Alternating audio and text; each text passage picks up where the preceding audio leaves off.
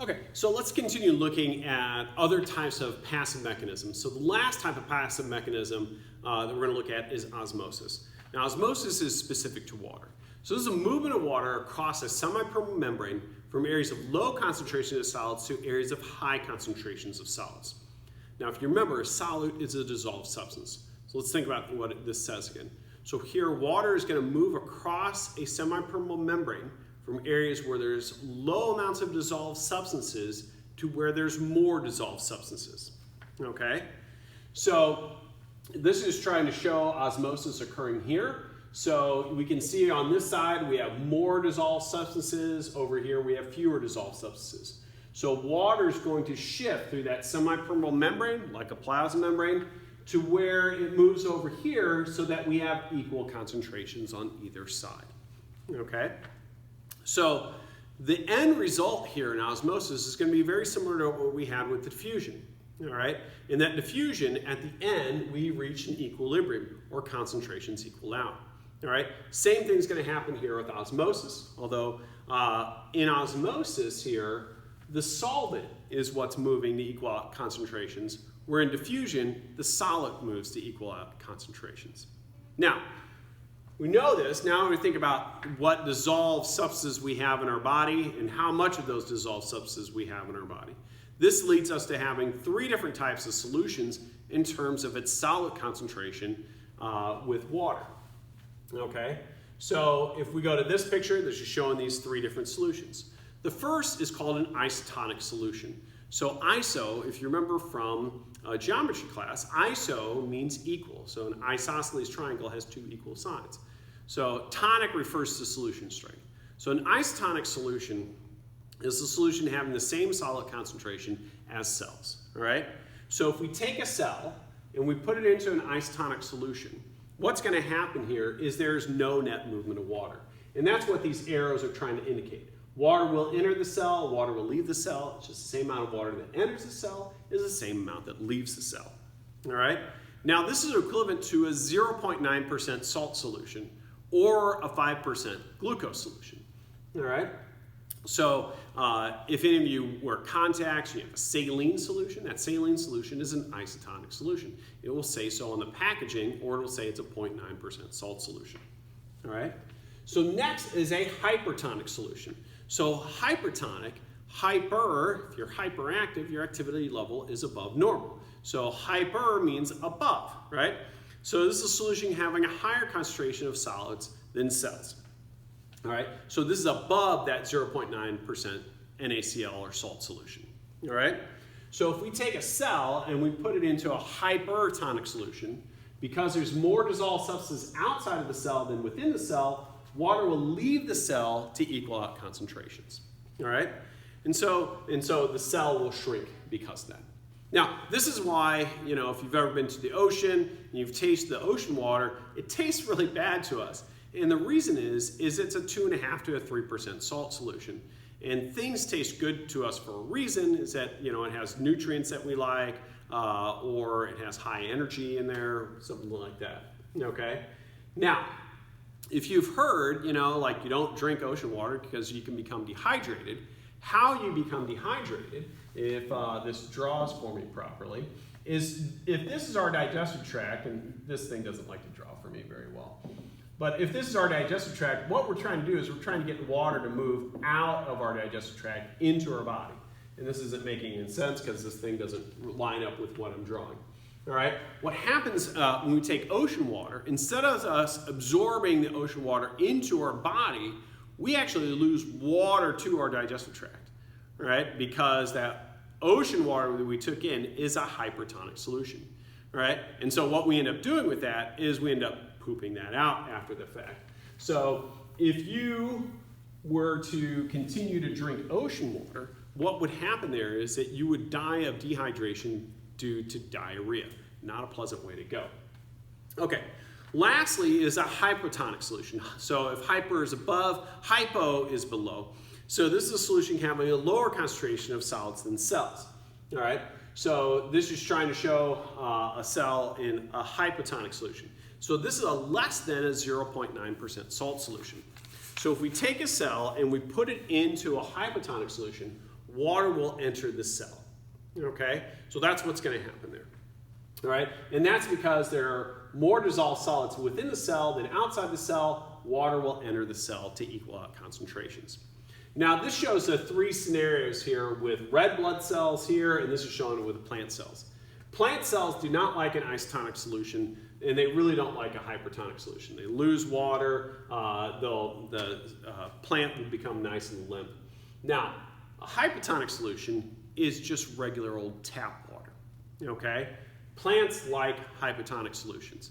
So this is all the water that's around us. So, so this is water that's found in lakes and streams and ponds, so all fresh water is a hypertonic solution. In fact, everything that we drink is a hypertonic solution unless you make something really, really salty or really, really sugary, okay? So plants really like this because they absorb that water, they put it into the central vacuole, and that pushes it against their cell wall, makes them stand up nice and stiff. So if you have any carrots or celery at home and it's kind of limp, you can cut those carrots up and celery up and then put it into some water, just out of the tap water, let it sit there for a little while. Those, the celery and carrots are going to absorb that water. They're going to become nice and, as you can see, turgid after a little while. So the same kind of things happen with red blood cells. They look normal isotonic, they'll lose water hypotonic. In a hypotonic solution, water will enter the red blood cell so much that the cell will burst. Now, this will happen to red blood cells, but I do want to point this out. The only time red blood cells are exposed to a hypotonic solution is when we take red blood cells out of an individual and put it in and expose it to a hypotonic solution. All right.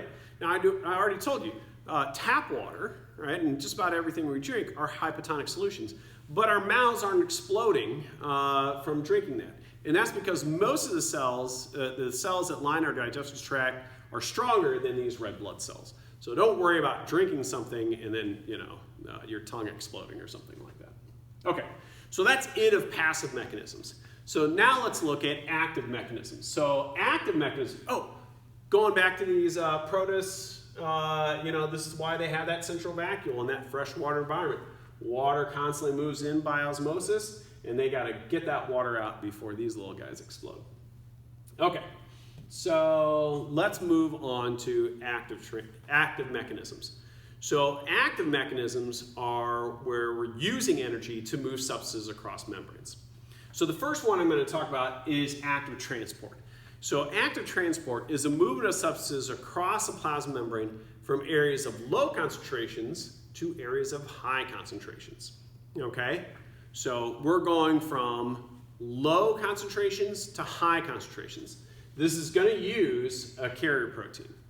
And for moving from low concentrations to high concentrations, that's moving against diffusion. Diffusion moves high to low. We're moving in the opposite direction, going from low to high, okay? And so the analogy here is if you are in a raft and you're going with the current, right? It's pretty easy to go with the current. You're not expending a whole lot of energy. But if you left something behind, everybody in that raft would have to get the paddles out and move against the current. You're moving in the opposite direction of which the water molecules are trying to go. All right, that's essentially moving in the opposite direction of diffusion. And as you notice, you're going to expend a lot of energy in doing that. So this is why we see in active transport, we use energy to pump things against diffusion. All right, so an example here is in our thyroid gland. If you find your voice box a little bit lower, right about right here is where your thyroid gland is located. We constantly pump iodine into our thyroid gland. And our thyroid gland produces a hormone, coincidentally enough, called thyroid hormone. And that thyroid hormone regulates our basic metabolic rate. Your metabolism goes down, you produce some thyroid hormone, it goes up. All right?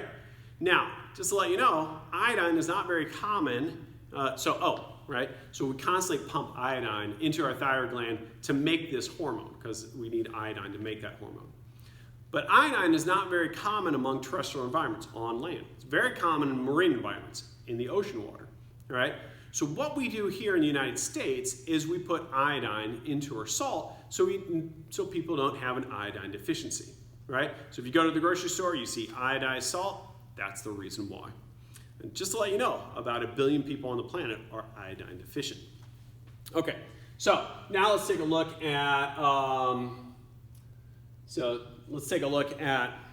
membrane-assisted transport.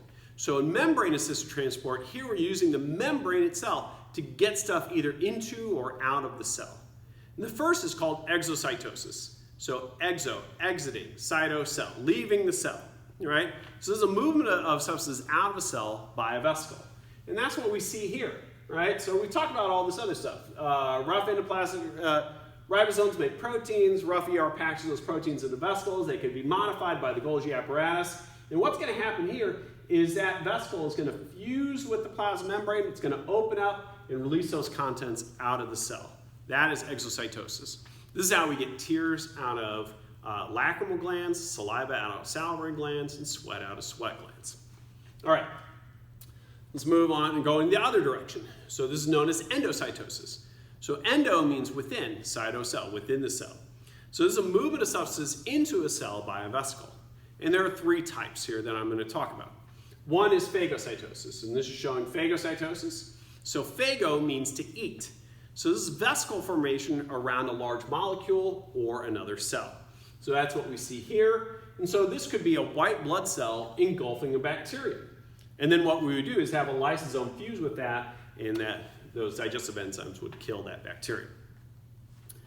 Next is pinocytosis. So pinocytosis, pino means drink. So just, for your wine drinkers out there, Pinot Grigio means light drink. Pinot Noir means dark drink. So Pinot Grigio is a white wine, Pinot Noir is a red wine. So anyway, so pinocytosis is vesicle formation around the liquid.